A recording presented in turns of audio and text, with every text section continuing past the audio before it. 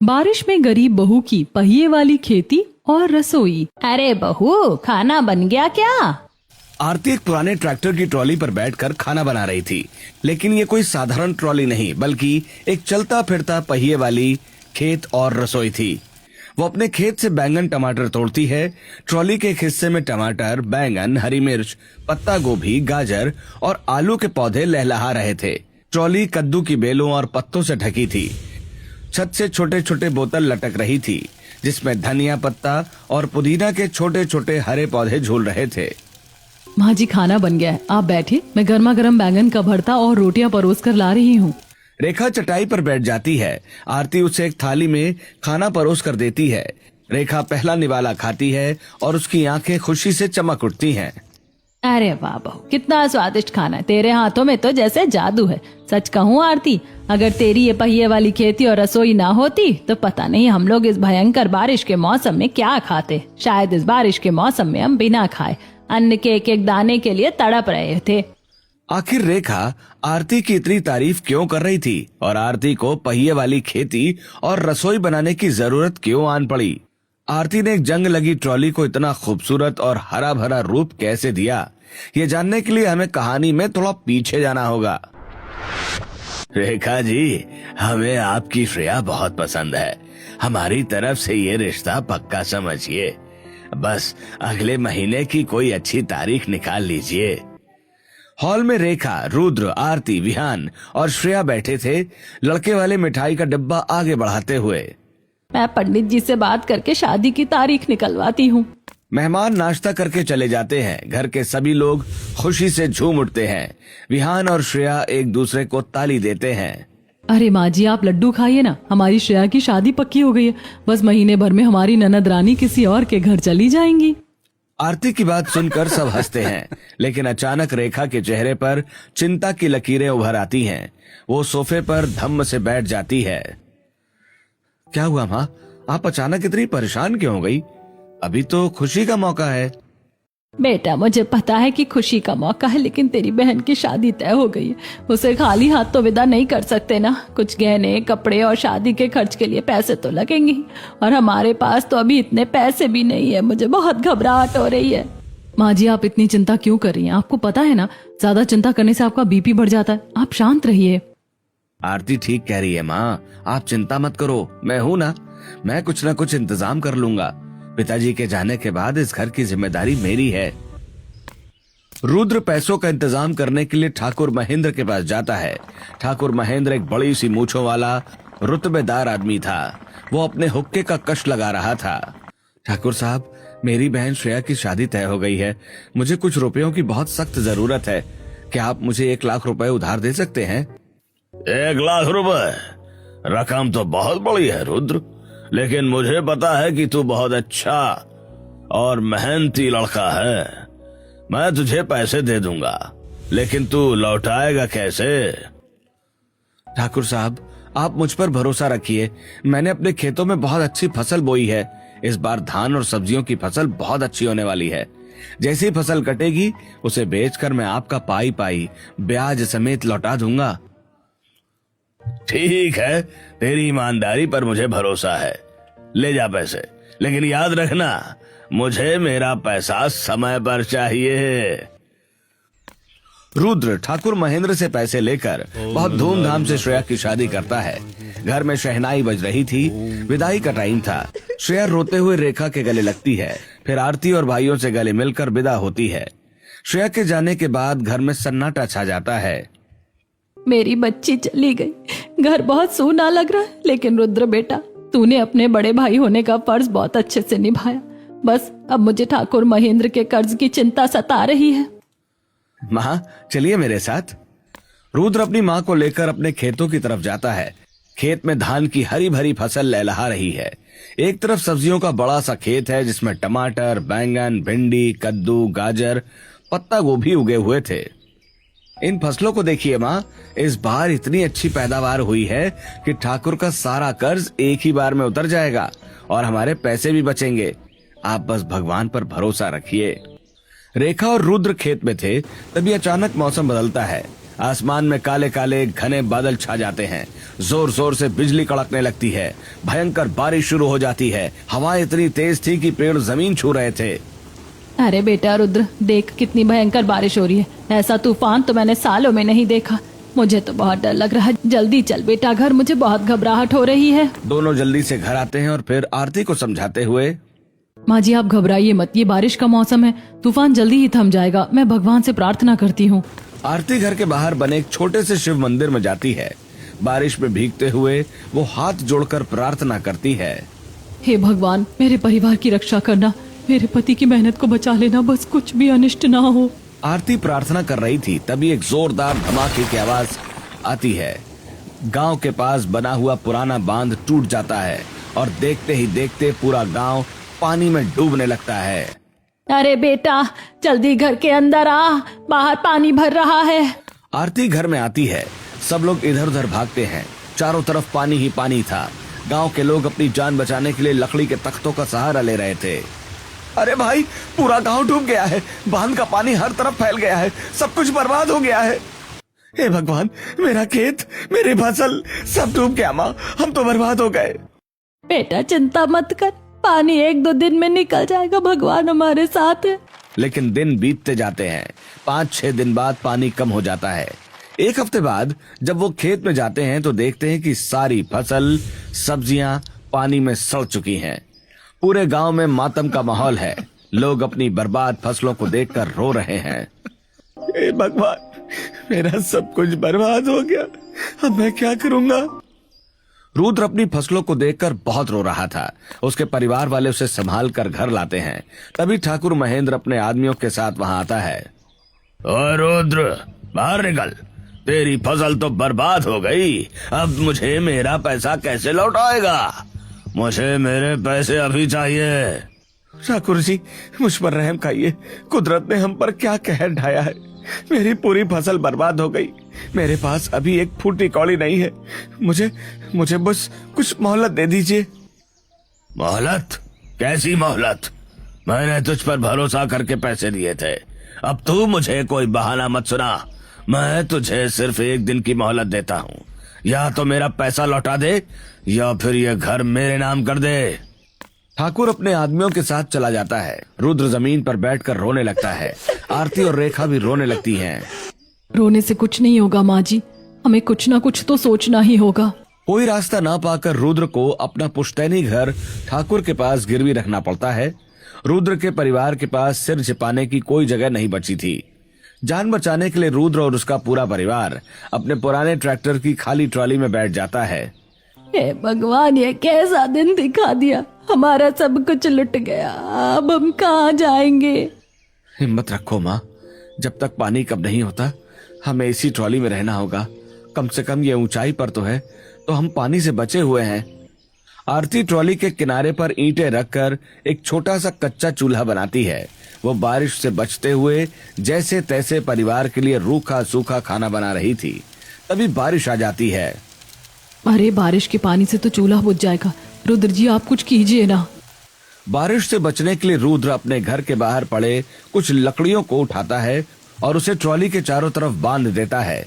फिर उसके ऊपर लकड़ी का पुराना गद्दा लगा देता है, जिससे ट्रॉली के ऊपर अच्छी सी छत बन जाती है। आरती, तुम अब खाना बना सकती हो। बारिश का पानी तुम्हें परेशान नहीं करेगा। रुद्र के जुगाड़ के बाद आरती आराम से ट्रॉली पर खाना बनाती है। 2-3 दिन तक जैसे तैसे रुद्र और उसके परिवार वाले ट्रॉली में ही अपना गुजारा करते हैं। पानी कम होने पर परिवार ट्रॉली से निकलकर एक ऊंची जगह पर छोटा सा छप्पर बना लेते हैं। लेकिन मुसीबत अभी टली नहीं थी। आरती बेटा, हमारा सब कुछ बर्बाद हो गया। अभी भी बारिश हो रही थी। एक तरफ घर में सभी परेशान थे, वहीं विहान अपने कुछ आवारा दोस्तों के साथ बारिश में भीग रहा था। वो बिल्कुल बेफिक्र था। बादल बरसा बिजली, अरे सावन का पानी। आरती झोपड़ी के दरवाजे से ये सब देख रही थी। वो गुस्से से बाहर आती है। तुम्हें कोई शर्म नहीं आती?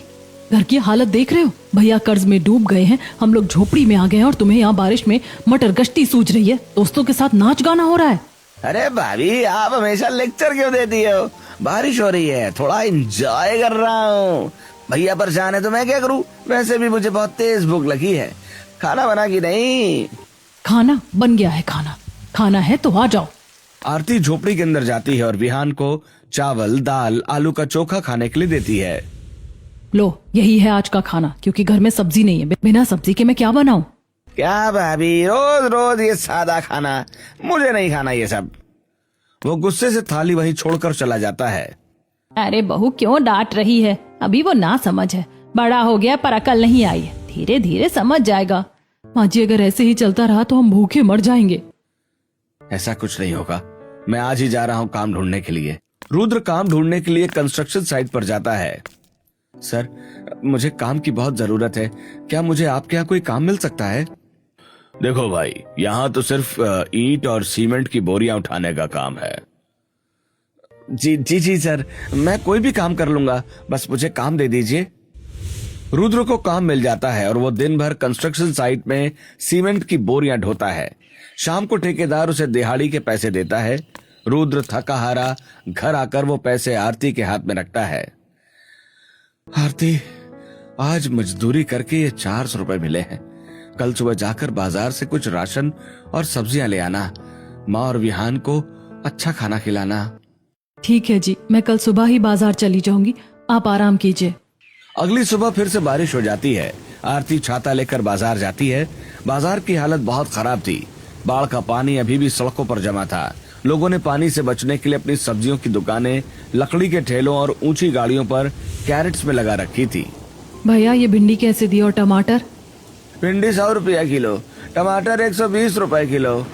120 रुपए किलो? इतना महंगा? मेरे पास तो कुल जमा 400 रुपए हैं। इसमें राशन लूं या इतनी महंगी सब्जी लूं? लेना है तो लो, वरना आगे बढ़ो।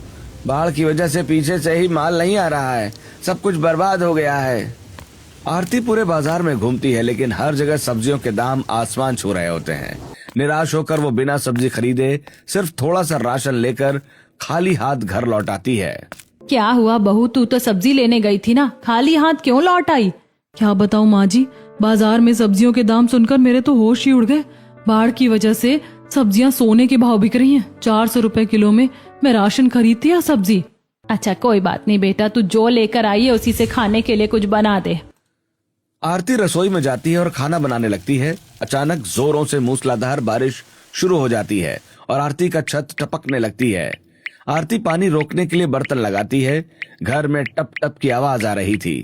रुद्र काम से थका हारा घर आता है। उसके चेहरे पर निराशा थी। आरती, खाना बन गया क्या? जी खाना बन गया है, मैं लेकर आती हूँ। आरती थाली में दाल, चावल और आलू की भुजिया लेकर आती है। आरती, तुमने भी आलू की भुजिया और दाल चावल ही बनाए हैं। ये खाना मेरे गले से नीचे नहीं उतरता। रोज रोज वही आलू। क्या हम कभी कुछ हरी सब्जी नहीं खा सकते? देखिए, मुझे पता है कि आपको हरी सब्जियां कितनी पसंद है। मुझे तो आपको रोज रोज आलू खिलाना अच्छा नहीं लगता, लेकिन मैं क्या करूं, सब्जियों के दाम तो आसमान छू रहे हैं। हमारे पास इतने पैसे नहीं है कि हम रोज इतनी महंगी सब्जियां खरीद सके। मैं जानता हूँ आरती, मैं तुम पर गुस्सा नहीं कर रहा हूँ। मैं अपनी किस्मत से परेशान हूँ। दिन रात खटने के बाद भी मैं अपने परिवार को ढंग का खाना नहीं खिला पा रहा। ये बारिश हमारे लिए काल बन गई है। रुद्र बेटा, इसमें तेरी कोई गलती नहीं है। जब से हमारा पुराना घर उस ठाकुर महेंद्र के पास गिरवी रखा गया है, तब से हमारी किस्मत ही रूठ गई है। मैं तो दिन रात यही सोचती हूँ कि हम ये कर्ज कैसे चुकाएंगे। क्या हम कभी अपने उस पुश्तैनी घर में वापस जा पाएंगे? रेखा इतना कहते ही जोर जोर से हांफने लगती है। उसकी सांसें तेज हो जाती हैं और वो अचानक अपनी छाती पकड़कर बेहोश हो जाती है। माँ जी, क्या हुआ माँ जी? देवर जी जल्दी आओ, माँ जी को पसीना आ रहा है, वो कुछ बोल नहीं रही। पूरे घर में कोहराम मच जाता है। रुद्र और आरती भागकर रेखा के पास आते हैं। विहान जल्दी से डॉक्टर को बुलाकर लाता है। डॉक्टर रेखा की जांच करता है। बाहर अभी भी हल्की बारिश हो रही थी। रुद्र, आरती, विहान चिंता में डॉक्टर के पीछे खड़े थे। देखिए, इनका ब्लड प्रेशर बहुत ज्यादा बढ़ गया है। ज्यादा चिंता करने और खराब खान पान की वजह से इनका शरीर अंदर से बहुत कमजोर हो गया है। ये क्या खाती हैं? डॉक्टर, अभी तो सब्जियों के दाम बहुत बढ़े हुए, इसीलिए हम लोग अभी बस दाल चावल और आलू खा रहे हैं। इन्हें सिर्फ आलू चावल खिलाने से काम नहीं चलेगा। इन्हें अच्छी, ताजी और पौष्टिक हरी सब्जियां देनी होंगी। डॉक्टर फीस लेकर चला जाता है। रुद्र कुछ देर खामोश रहता है और फिर अपनी जेब से कुछ मुड़े तुड़े नोट निकालता है। आरती, ये कुछ पैसे बचे हैं, माँ के लिए थोड़ी अच्छी और ताजी सब्जियां ले आना। मैं काम की तलाश में जा रहा हूँ, शायद कहीं कोई मजदूरी मिल जाए। आप चिंता मत कीजिए, मैं माँ जी का पूरा ख्याल रखूंगी। आप बारिश में संभल कर जाना। वैसे भी बारिश की वजह से आपके कंस्ट्रक्शन साइट का काम तो नहीं चल रहा है ना? हाँ आरती, इसीलिए मैं जाकर कोई दूसरा काम ढूंढूंगा। रुद्र काम ढूंढने के लिए काफी भटकता है। काफी भटकने के बाद उसे कारखाने में काम मिल जाता है। आरती बाजार जाकर थोड़ी बहुत सब्जियां लेकर आती है और रेखा के लिए सब्जी बनाने लगती है। सब्जी की महक पूरे घर में फैल जाती है। भाभी, खाने की तो बड़ी अच्छी खुशबू आ रही है, जल्दी से खाना दे दो ना। आरती सभी को खाना निकाल कर देती है और रुद्र भी दोपहर का खाना खाने के लिए घर आया था। आरती ने सभी को दाल चावल और चोखा दिया था और सिर्फ रेखा को चावल के साथ सब्जी दी थी। भाभी, सब्जी बहुत अच्छी महक रही है, बहुत दिन हो गए हैं हरी सब्जी खाए हुए, क्या हम भी थोड़ी सी खा सकते हैं? चुप कर विहान, वो सब्जी माँ जी के लिए, डॉक्टर ने उन्हें खाने को कहा है। मैं जितनी सब्जी बाजार से लेकर आई थी उससे बस यही बना है। रेखा ये सुनकर भावुक हो जाती है। विहान को इस तरह से सब्जी खाने के लिए तरसता देखकर रेखा खाना नहीं खा पाती। अरे बेटा विहान, तू भी खा ले, मेरी भूख तो वैसे भी मर गई है। बहू, तू विहान को भी सब्जी दे दे। हाँ जी, डॉक्टर ने आपको खाने को कहा, बड़ी मुश्किल से थोड़ी सी सब्जी लाई हूँ। कोई बात नहीं, मैं आप दोनों को थोड़ी थोड़ी दे देती हूँ, हम सब परिवार वाले मिल बांट कर खा लेंगे। नहीं भाभी, माँ को खाने दो। मैं समझता हूँ मैं भूखा रह लूंगा, लेकिन माँ का खाना नहीं खाऊंगा। ऐसे दिन गुजरते हैं और आरती के घर के हालात दिन पर दिन खराब होते जा रहे थे। बारिश रुकने का नाम ही नहीं ले रही थी और छत टपकने की वजह से आरती की कच्ची रसोई में बारिश का पानी भर गया था। मिट्टी का चूल्हा टूटकर बह गया था। आरती परेशान खड़ी थी। बहू, बाहर बारिश का पानी टपक रहा है, चूल्हा बह गया, तू आज अंदर ही खाना बना ले। माँ जी, मुझे घर में ही खाना बनाना पड़ेगा। आरती घर के अंदर अपनी रसोई करती है। लकड़ियां भीगी होने की वजह से बहुत ज्यादा धुआं उठता है, जिससे उसकी आंखें लाल हो जाती हैं और रेखा को भी खांसी होने लगती है। आज बारिश कुछ ज्यादा ही हो रही है, पता नहीं रुद्र इतनी बारिश में कैसे काम कर रहा होगा। रुद्र एक ऊंची इमारत की सफाई का काम कर रहा था। बारिश बहुत तेज हो रही है। अचानक उसका पैर फिसलता है और वो पहली मंजिल से नीचे गिर जाता है। लोग जल्दी से उसे अस्पताल लेकर जाते हैं। रुद्र के पैर पर कच्चा प्लास्टर बंधा है और वो दर्द से कराह रहा था। विहान और कुछ मोहल्ले वाले रुद्र को कंधे पर उठाकर घर लाते हैं। हे भगवान, ये क्या हो गया मेरे सुहाग को? भाभी, भैया कारखाने में काम करते वक्त फिसल गए। डॉक्टर ने कहा है कि पैर की हड्डी बुरी तरह टूट गई है। हे राम, एक तो मेरी ये बीमारी, ऊपर से मेरे जवान बेटे का ये हाल। अब इस घर का क्या होगा? हम तो बिना खाए ही मर जाएंगे। माँ, अपना रोना बंद कीजिए। जब तक मैं जिंदा हूँ इस घर में कोई भूखा नहीं सोएगा। भाभी, आप चिंता मत करो, मैं आज ही अपने दोस्त के पिता की दुकान पर जा रहा हूँ। मैं वहाँ काम करूंगा और घर चलाऊंगा। विहान अपने दोस्त के पिता की दुकान पर काम करने लगता है, लेकिन उसे दिन के 200 रुपए ही मिलते हैं। पूरे दिन मेहनत से काम करता है और शाम को पैसे लेकर आरती को दे देता है। भाभी, बस यही थोड़े से पैसे मिले हैं, इससे राशन और थोड़ी सब्जियां ले आइएगा। अपने छोटे देवर को इतनी मेहनत करता देख आरती भावुक हो जाती है। अगले दिन आरती बाजार जाती है। आरती बाजार में सब्जी खरीदने खड़ी थी। उसके हाथ में सिर्फ 100 रुपए थे। घर में 2 मरीज हैं जिन्हें अच्छा खाना चाहिए। भैया, थोड़ी सस्ती सब्जी दे दो ना, घर में 2 मरीज हैं, बड़ी मेहरबानी होगी। बहन जी, बारिश में सब फसलें डूब गई हैं। 100 रुपए में तो बस आधा किलो ही आएगा। लेना है तो लो, वरना आगे बढ़ो। आरती उदास होकर थोड़ी सी सब्जी ले लेती है। घर लौटते समय उसकी नजर पास के एक घर पर पड़ती है, जहां उसकी एक पड़ोसन ने लकड़ी के पुरानी ठेले पर मिट्टी डालकर सब्जियां उगा रखी थी। बारिश से बचने के लिए उसने ऊपर पन्नी बांधी है। दीदी, आपने क्या किया है? ठेले पर खेती? हाँ आरती, सब्जियां इतनी महंगी हो गई कि क्या बताओ। मेरे पास ये पुराने गमले और एक सूखी लकड़ी की गाड़ी पड़ी थी। मैंने सोचा क्यों ना खुद ही सब्जी उगा लूं। खेती की तरह ही तो है, बस जगह छोटी और बारिश से बचने के लिए मैंने ऊपर पन्नी लगा दिया है। कजरी को इस तरह खेती करते देखकर आरती के दिमाग की घंटी बजती है। आरती की आंखों में अचानक एक चमक आती है। उसे वो पुरानी ट्रैक्टर की ट्रॉली याद आती है, जिसने 2 दिन तक बाढ़ में उनके परिवार को बचाया था। अगर लोग ठेले और बैलगाड़ी पर सब्जी उगा सकते तो हम अपनी उस खाली ट्रॉली में खेती क्यों नहीं कर सकते? उसमें पहिए भी है और वो ऊंचाई पर भी है, और अगर आधी ट्रॉली में रसोई बना ले तो पानी और धुएं की समस्या भी खत्म हो जाएगी। आरती दौड़ते हुए घर लौटती है और सीधे उस पुरानी ट्रॉली के पास जाती है। जल्दी बाहर आओ, मुझे एक बहुत अच्छा उपाय सूझा है। क्या हुआ भाभी, आप इतनी खुश क्यों लग रही हैं? ये ट्रॉली जिसने बाढ़ में हमारी जान बचाई, अब यही हमारा पेट भी पालेगी। हम इस ट्रॉली में मिट्टी भरकर अपनी सब्जियां उगाएंगे और इसके आधे हिस्से में मैं अपनी रसोई बनाऊंगी। हमारी अपनी पहिए वाली खेती और रसोई होगी। ट्रॉली में खेती? भाभी ये लोहे की ट्रॉली है, इसमें खेती कैसे होगी? बिल्कुल होगी। बाजार में मैंने लोगों को ठेले और बैलगाड़ी पर सब्जियां उगाते देखा है। ऊंचाई की वजह से ना इसमें पानी भरेगा और ना ही हमारी मेहनत डूबेगी। और आप देखना, इसके एक कोने में जंग की वजह से काफी सारे छेद हो गए, तो मिट्टी का पानी रुकेगा भी नहीं, नीचे से बह जाएगा। आरती ट्रैक्टर पर खेती करने का ठान लेती है। अगर मैं इस ट्रॉली को साफ कर लूं तो इसमें बहुत सारी मिट्टी आ जाएगी। पहिए लगे हैं तो मैं इसे बारिश से बचाकर कहीं भी खिसका सकती हूँ। आरती और विहान मिलकर कड़ी मेहनत करते हैं। वे ट्रॉली को घर के सामने खींच कर लाते हैं। उसके बाद विहान काम पर चला जाता है और आरती खेत में उपजाऊ मिट्टी लाकर ट्रैक्टर की ट्रॉली में भरती है। फिर वो उसमें बाजार से लाए सब्जियों के बीज बो देती है। बारिश के पानी से बचाने के लिए वो ट्रॉली के छत पर तिरपाल भी लगा देती है। खिटपिट की आवाज सुनकर रेखा घर के बाहर आती है। अरे बहू, ये क्या कर रही है तू? ये पहिए वाली खेती? मैंने तो अपनी पूरी जिंदगी में आज तक ऐसी खेती नहीं देखी। माँ जी, जब मुसीबत नई नई हो तो उपाय भी तो नए सोचने पड़ते हैं ना। खेतों में पानी भर गया, पर मेरी इस पहिए वाली खेती में पानी नहीं भरेगा। मैं जरूरत के हिसाब से इसे धूप में कर दूंगी और बारिश होने पर बरामदे में खिसका लूंगी। आप बस देखती जाइए, कुछ ही दिनों में इसमें हमारी अपनी ताजी सब्जियां होंगी। रेखा से बात करने के बाद आरती घर के अंदर जाती है और कुछ पुरानी बोतलों को लेकर बाहर आती है। फिर वो उन बोतलों को काटकर उसमें बची हुई मिट्टी डालती है और उसमें धनिया पुदीना के छोटे छोटे पौधे लगाकर उसे ट्रॉली की छत पर लटका देती है। फसल बोने का काम तो हो गया, बस मुझे अब इनका अच्छे से ध्यान रखना होगा। आरती अपनी सब्जियों का बहुत अच्छे से ध्यान रखती है। वो रोज बचे हुए साफ पानी, चाय की पत्ती का पानी और चावल का पानी पौधों में डालती है। विहान सब्जियों के लिए दोपहर में खाद खरीद कर लाता है। भाभी, मैं आपकी पहिए वाली खेती के लिए खाद लेकर आया हूँ। उसे डालने से आपकी सब्जियां और अच्छी उगेंगी।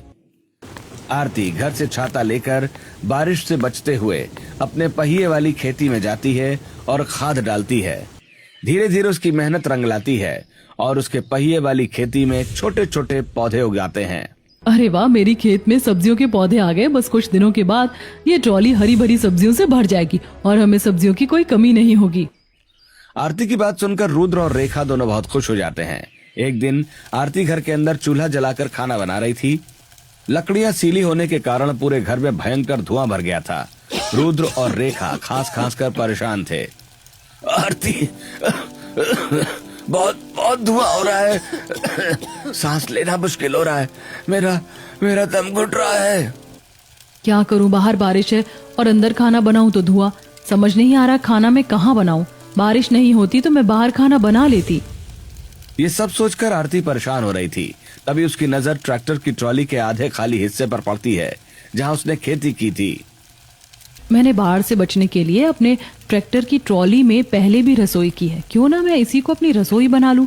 ऐसी सब्जियां तोड़कर खाना बनाना भी आसान हो जाएगा। ये सोचकर आरती घर के अंदर से चूल्हा निकालकर ट्रॉली के खाली हिस्से में रख देती है और अपने सारे बर्तन, राशन, मसाले के डब्बे सब ट्रॉली में जाकर रखने लगती है, जिसे देखकर विहान हंसने लगता है। अरे भाभी, आप क्या कर रही हैं? पहले पहिए वाली खेती और अब पहिए वाली रसोई।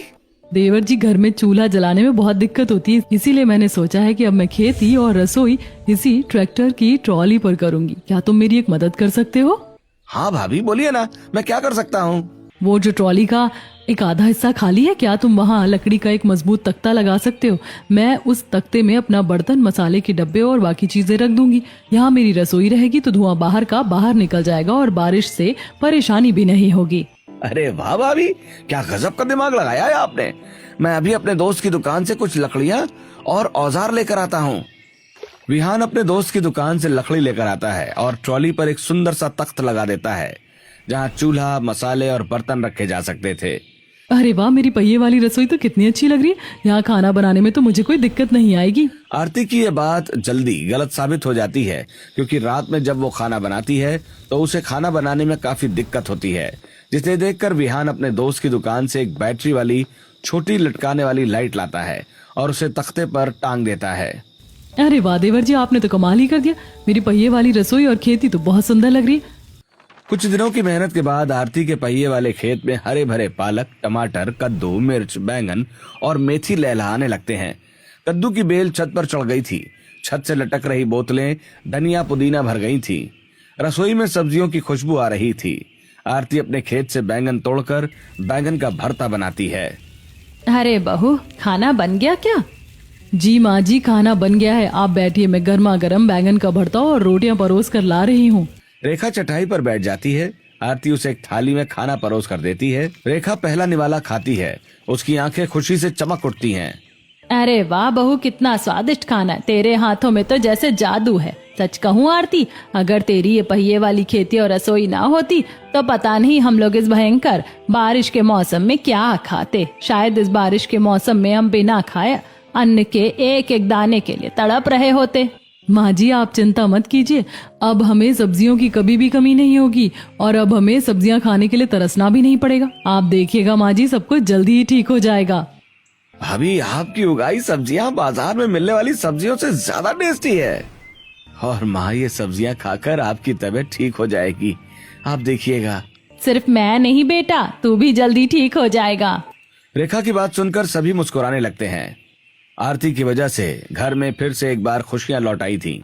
ऐसे दिन गुजरते हैं और आरती अपने खेतों से सब्जियां तोड़कर अपने परिवार वालों के लिए अच्छा अच्छा खाना बनाती है। एक दिन आरती ताजे पालक और धनिया के पत्ते तोड़ती है। आज मैं सभी को सब्जियों का सूप पिलाऊंगी।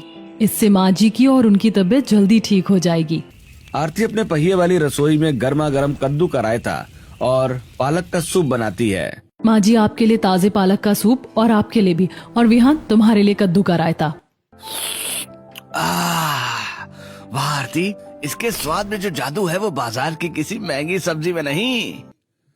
सभी सूप पीकर बहुत खुश हो जाते हैं। शाम को डॉक्टर रुद्र और रेखा को चेक करने के लिए आते हैं। कमाल है, रेखा जी का बीपी अब बिल्कुल नॉर्मल है और रुद्र, तुम्हारी हड्डियां भी बहुत तेजी से जुड़ रही हैं। लगता है तुम लोगों को बहुत अच्छी डाइट मिल रही है। ये सब मेरी पत्नी आरती के पहिए वाली खेती और पहिए वाली रसोई का कमाल है डॉक्टर साहब। इसने हमें नई जिंदगी दी है। आरती जी, सच में आपकी वजह से आपकी सास और आपके पति की तबीयत इतनी जल्दी ठीक हो रही है। आपकी जैसी पत्नी तो हर किसी को मिलनी चाहिए। रेखा और रुद्र को चेक करने के बाद डॉक्टर चले जाते हैं। आरती के पहिए वाली खेती और रसोई की चर्चा पूरे गांव में होने लगती है। अगले दिन पड़ोस की कुछ औरतें वहां आती हैं। आरती, तुम्हारी खेती तो बहुत अच्छी हो गई। कितनी हरी भरी सब्जियां हैं, इसे देखकर ही मुंह में पानी आ रहा है। क्या हमें भी थोड़ा पालक मिलेगा? सब्जी है इतनी महंगी हो गई है कि बहुत दिनों से हमने सब्जी खा ही नहीं। हाँ हाँ काकी, क्यों नहीं, ये लीजिए। वो उन्हें थोड़ी सी सब्जी दे देती है। मुझे लगा था इस मुसीबत में हम सब कुछ खो देंगे, पर मेरी बहू ने हमें फिर से जीने की एक नई राह दिखा दी।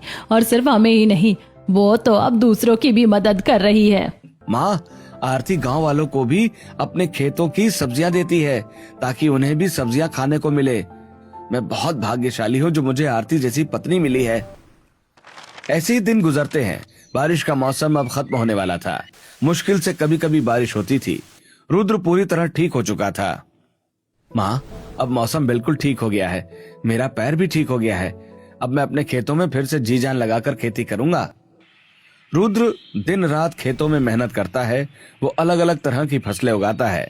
आरती भी खेत में आती है और लहलहाती हुई फसलों को देखकर बहुत खुश होती है। हमारी फसल तो इस बार बहुत ही अच्छी हुई है। हाँ आरती, अब इन फसलों को बाजार में बेचकर जो पैसे मिलेंगे उससे हम अपना गिरवी रखा हुआ पुराना घर सेठ से वापस छुड़ा लेंगे। रुद्र अपनी फसल की कटाई करके उसे बेचने के लिए बाजार लाता है। उसकी ताजी और शानदार सब्जियों को देखकर एक बड़ा रेस्टोरेंट चलाने वाला जमींदार रघुवीर वहां आते हैं। वाह, तुम्हारी सब्जियां तो बहुत ही ताजी और बेहतरीन हैं। मैं तुम्हारी इन सारी सब्जियों के बहुत अच्छे दाम दूंगा। धन्यवाद सेठ जी। और सुनो रुद्र, मेरा एक बहुत बड़ा रेस्टोरेंट भी है। मुझे वहां के लिए हमेशा ऐसी ही ताजी सब्जियों की जरूरत होती है। तुम आज से ही मेरे रेस्टोरेंट में सब्जियां सप्लाई करना शुरू कर दो। मैं इसके लिए तुम्हें एडवांस पैसे भी दे रहा हूँ। सेठ ठाकुर महेंद्र रुद्र को एक अच्छी खासी रकम एडवांस में दे देते हैं। रुद्र ये देखकर खुशी से फूला नहीं समाता। रुद्र ने एडवांस और फसल के पैसों से ठाकुर महेंद्र से अपना पुराना घर छुड़ा लिया था। आज पूरा परिवार खुशी खुशी अपने पुराने घर में वापस लौट आता है। रुद्र बेटा, बहू की एक छोटी सी कोशिश, उस पहिए वाली खेती और रसोई ने आज हमारे पूरे परिवार को बचा लिया। बिल्कुल सही कहा आपने। ईस्ट और वेस्ट हमारी भाभी सबसे बेस्ट। पर हमारी भाभी है कहाँ? अचानक पीछे से ट्रैक्टर की भारी आवाज आती है। रुद्र, विहान और रेखा पीछे पलट कर देखते हैं। आरती ने अपने पहिए वाली खेती और रसोई को एक बड़े ट्रैक्टर से जोड़ रखा था और वो उसे अपने पुराने घर के बड़े से आंगन में लेकर आती है। अरे आरती, तुम अपने पहिए वाली रसोई और खेती को यहाँ भी ले आई? अब तो हमारे पास इतना बड़ा घर है, पक्की रसोई है, अब इसकी क्या जरूरत है? घर बड़ा हो गया तो क्या हुआ, मेरे इस पहिए वाली रसोई ने बुरे वक्त में हमारा साथ दिया था, जब हमारे पास कुछ नहीं था। इसने ही हमें बचाया है, मैं इसे कैसे छोड़ सकती हूँ? ये हमेशा मेरे साथ रहेगी। आरती की बात सुनकर पूरा परिवार जोर जोर से हंसने लगता है। वे सभी एक साथ उस पहिए वाली रसोई के पास खड़े होते हैं। आरती उसी रसोई में सबके लिए खाना बनाती है और पूरा परिवार अपने पुराने घर में बैठकर खुशी खुशी वो स्वादिष्ट खाना खाते हैं।